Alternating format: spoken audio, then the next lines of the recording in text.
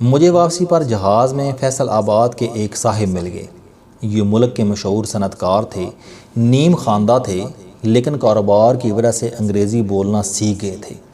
تاہم ان کی حرکات و سکنات، طرز گفتگو اور لوگوں سے مخاطب ہونے کے سٹائل میں پینڈو پن کی جھلک تھی۔ میرا تجربہ ہے، انسان اپنی بیک گراؤنڈ، اپنی شکل، اپنے لباس اور اپنے کریڈٹ کارڈ کے پیچھے چھپا سکتا ہے، لیکن اس کی زبان اس کے تمام بھید کھول دیتی ہے۔ انسان کے منہ سے نکلے ہوئے 2 لفظ اس کی 7 نسلوں کی تاریخ بیان کر دیتے ہیں۔ یہ صاحب بھی جہاز میں اپنے لفظوں سے اپنی خاندانی تاریخ کا اشتہار لگا رہے تھے۔ میں بھی ان کے ساتھ بیٹھا تھا۔ میں شروع میں بے انتہا بیزار ہوا، لیکن پھر سوچا 7 گھنٹے کا سفر اذیت میں گزارنے کی کیا ضرورت ہے؟ ان کے ساتھ فری ہو کر دیکھتا ہوں، ہو سکتا ہے یہ میری توقع کے برعکس نکلیں۔ چنانچہ میں ان کے ساتھ فری ہو گیا۔ میں بات آگے بڑھانے سے پہلے آپ کو یہ بھی بتاتا چلوں، یہ آج سے 7-8 سال پرانی بات ہے اور میں فرینکفرٹ سے پاکستان آ رہا تھا۔ حاجی صاحب نے مجھے اپنے کاروبار کی نوعیت بتانا شروع کر دی۔ انہوں نے کاروبار کیسے سٹارٹ کیا، یہ کاروبار کو آگے لے کر کیسے بڑھے، آج کل ٹیکسٹائل انڈسٹری کو کیا کیا چیلنجز درپیش ہیں، گورے پاکستانی صنعت کاروں سے کیا چاہتے ہیں، چین اور انڈیا کس تیزی سے اس فیلڈ میں آگے آ رہے ہیں، اور حکومت کو ٹیکسٹائل انڈسٹری کے لیے کیا کرنا چاہیے، وغیرہ وغیرہ۔ وہ تکنیکی، صنعتی اور معاشی گفتگو کرتے چلے گئے اور میں بور ہوتا رہا۔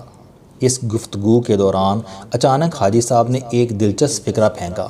انہوں نے کہا، میں اگر خودکشی نہ کرتا تو میں آج اتنا کامیاب نہ ہوتا۔ میں سیدھا ہو کر بیٹھ گیا، کیونکہ یہ میری زندگی کے پہلے کامیاب شخص تھے جو اپنی کامیابی کا کریڈٹ خودکشی کو دے رہے تھے۔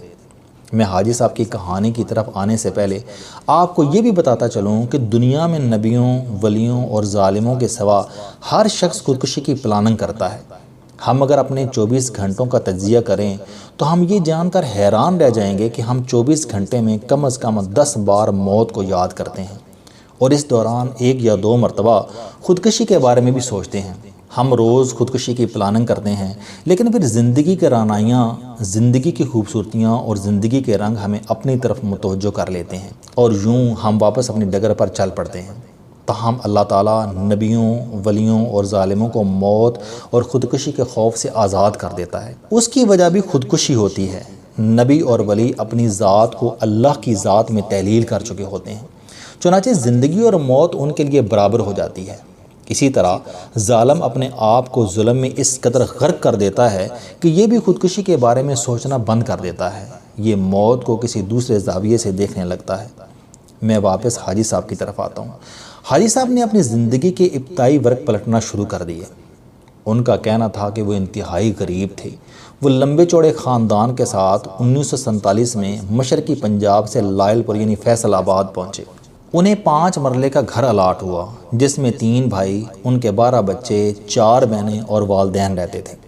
بازار اور کارخانے بند تھے، کام تھا نہیں، اور گھر میں کھانے پینے کی اشیاء کی شدید قلت تھی۔ بچے دودھ کی وجہ سے روتے تھے اور خاندان کے پاس دودھ کے لیے پیسے نہیں ہوتے تھے۔ حاجی صاحب کا کہنا تھا کہ میں اس وقت 10 سال کا بچہ تھا۔ میرے بھائیوں اور والد نے کاروبار کی کوشش کی، لیکن ناکام رہے۔ ہم سب نے نوکریاں اور مزدوریاں تلاش کیں، لیکن ہم اس میں بھی کامیاب نہیں ہوئے۔ میں نے 10 سال کی عمر میں مزدوری شروع کی اور 20-22 سال کی عمر تک اینٹیں، روڑی، بجری اور سیمنٹ ڈھوتا رہا۔ اس دوران میری شادی بھی ہو گئی۔ مجھے اللہ تعالیٰ نے 2 بیٹے بھی دیے، لیکن میرے حالات ٹھیک نہ ہوئے۔ غربت کی وجہ سے ہمارے گھر میں لڑائی جھگڑے ہوتے رہتے تھے۔ ہم سب بہن بھائی اور ہماری بیویاں آٹے، دال، چاول اور دہی کے لیے ایک دوسرے سے لڑتی رہتی تھیں۔ ہمارے بچے بھی ایک دوسرے سے الجھتے رہتے تھے، اور ہمارے والدین بھی ہمیں برا بھلا کہتے رہتے تھے۔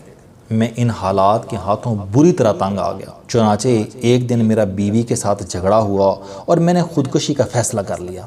میں نے بازار سے زہر خریدا اور یہ زہر لے کر گھر کی چھت پر چڑھ گیا۔ میرا خیال تھا میں زہر پیوں گا اور گھر کی چھت پر کھلے آسمان کے نیچے چپ چاپ دنیا کے دکھوں سے آزاد ہو جاؤں گا۔ میں نے زہر کی بوتل سامنے رکھی، ڈھکن کھولا اور بوتل کو دیکھنا شروع کر دیا۔ یہ نومبر کی ٹھنڈی شام تھی، سورج غروب ہو رہا تھا اور میں چھت پر آلتی پالتی مار کر بوتل کے سامنے بیٹھا تھا۔ میری موت 2 فٹ اور آدھے گھنٹے کے فاصلے پر تھی۔ میں نے اس کیمیکل کے 3 گھونٹ بھرنے تھے اور میں آدھ گھنٹے میں دنیا اور اس کے دکھوں سے آزاد ہو جاتا۔ میں نے بوتل کی طرف ہاتھ بڑھایا، لیکن بوتل کو چھونے سے پہلے میرے دماغ میں ایک عجیب خیال آیا۔ میں نے سوچا میں کیوں نہ یہ تصور کر لوں کہ میں مر چکا ہوں اور میں مردوں کی طرح ہر قسم کے دکھ، تکلیف، افسوس، پریشانی، اذیت اور بے عزتی سے آزاد ہو چکا ہوں۔ مجھے اب مردوں کی طرح گرمی کا احساس ہوتا ہے اور نہ ہی سردی، دھوپ اور دھواں ڈسٹرب کرتا ہے۔ میں یہ سمجھ لوں میں اپنی زندگی گزار چکا ہوں اور آج سے باقی زندگی بھوت کی طرح گزار دوں گا۔ ایک ایسا بھوت جسے تھکن ہوتی ہے، نیند آتی ہے، تکلیف ہوتی ہے اور نہ ہی اذیت، جو صرف اور صرف کام کرتا ہے 24 گھنٹے کام۔ حاجی صاحب کی کہانی دلچسپ تھی۔ انہوں نے بتایا میں نے زہر کی بوتل چھت پر الٹ دی اور اسی وقت گھر سے نکل کھڑا ہوا۔ میں نے بیوی کے زیور، گھر کے برتن اور اپنے کپڑے بیچے، مارکیٹ سے کپڑے کے تھان خریدے، سائیکل کے کیریئر پر رکھے اور گھنٹہ گھر چوک میں کھڑے ہو کر کپڑا بیچنا شروع کر دیا۔ میرا یہ کام چل نکلا۔ کیونکہ میں نے دکان کا کرایہ اور سیل مینس کی تنخواہ نہیں دینا ہوتی تھی۔ میرا کپڑا بازار سے سستا ہوتا تھا، لہٰذا گاہک میرا انتظار کرنے لگے۔ اس دوران دکانداروں نے میری توہین کی، پولیس نے مجھے ڈنڈے مارے، ملوں نے مجھے کپڑا دینے سے انکار کر دیا اور میں سارا دن آوازیں لگانے کے بعد خالی ہاتھ بھی گھر آیا، لیکن مجھے کسی تکلیف نے تکلیف نہ دی، کیونکہ میں ہر تکلیف یہ سوچ کر سہ جاتا تھا میں مردہ ہوں، میں بھوت ہوں اور بھوتوں اور مردوں کو تکلیف نہیں ہوتی۔ یہ سلسلہ جاری رہا یہاں تک کہ میرا کام چل نکلا۔ میں سائیکل کے کیریئر سے دکان میں شفٹ ہو گیا، دکان میں سے سادہ کپڑے کو رنگ کرانے کے شعبے میں آ گیا۔ میں فیکٹریوں سے کپڑا خریدتا، یہ کپڑا رنگ ساز کارخانوں میں لے جاتا، وہاں سے اس پر مختلف ڈیزائن بنواتا اور یہ کپڑا بعد ازاں مختلف دکانوں پر بیچ دیتا۔ یہ کام کامیاب ہو گیا۔ میں نے بعد ازاں کپڑے کو رنگ کرنے کا کارخانہ لگا لیا۔ میں بیرونی ملک سے کپڑا منگواتا، اس کپڑے کا ڈیزائن دیکھتا اور یہ ڈیزائن مقامی کپڑے پر بنا دیتا۔ میں نے چند سال بعد جننگ مل بھی لگا لی۔ میں نے باریک کپڑا بھی بنانا شروع کر دیا اور میں نے تیار کردہ کپڑا ایکسپورٹ کرنا بھی شروع کر دیا۔ اللہ نے کرم کیا اور میرا کاروبار پھیلتا چلا گیا۔ میں چھوٹے گھر سے بڑے گھر اور پرانے محلے سے اچھی ہاؤسنگ اسکیم میں آ گیا۔ میں نے 3-4 گاڑیاں بھی خرید لیں، نوکر چاکر بھی رکھ لیے اور آج میں پاکستان کے چند بڑے بزنس مینوں میں شمار ہوتا ہوں۔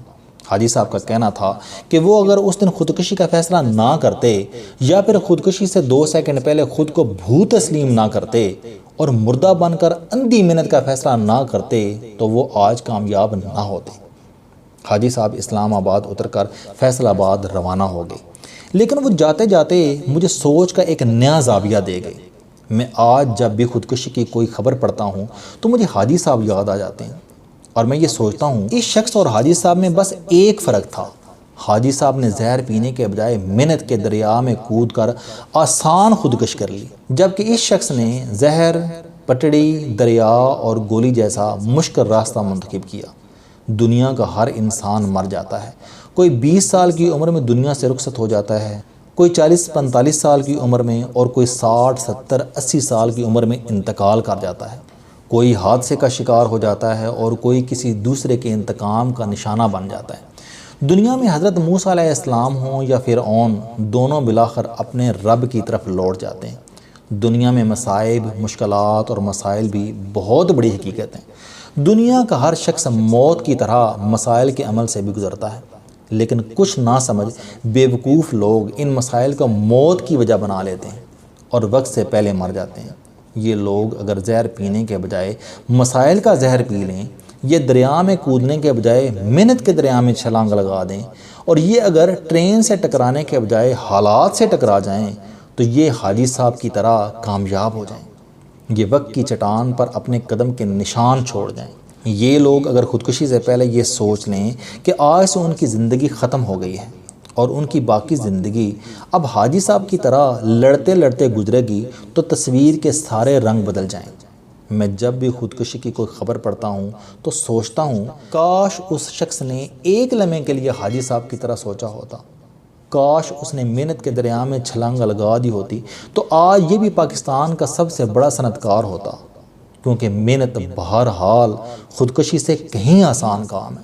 السلام علیکم دوستو، علم دوستی چینل بنانے کا مقصد موٹیویشنل اور زندگی بدل دینے والی کہانیاں آپ تک پہنچانا ہے۔ مجھے خوشی ہے کہ آپ احباب کو یہ ویڈیوز بہت پسند آ رہی ہیں۔ کوئی بھی شخص جو مایوسیوں میں گھرا ہو یا کوئی بھی شخص جو اپنی زندگی مثبت انداز سے گزارنا چاہتا ہے، اس کے لیے یہ چینل لائف چینجنگ ثابت ہوگا۔ میرا دعویٰ ہے کہ کوئی بھی شخص اگر اس چینل کی ویڈیوز دیکھ اور سن لے گا تو اس کی زندگی بدل جائے گی۔ اگر آپ کو یہ چینل پسند آئے تو اسے سبسکرائب کرنا نہ بھولیں تاکہ ہر نئی آنے والی ویڈیو آپ تک پہنچ سکے۔ اس ویڈیو کو دوسروں تک ضرور پہنچائیں کیونکہ یہ صدقہ جاریہ ہے۔ آپ احباب کا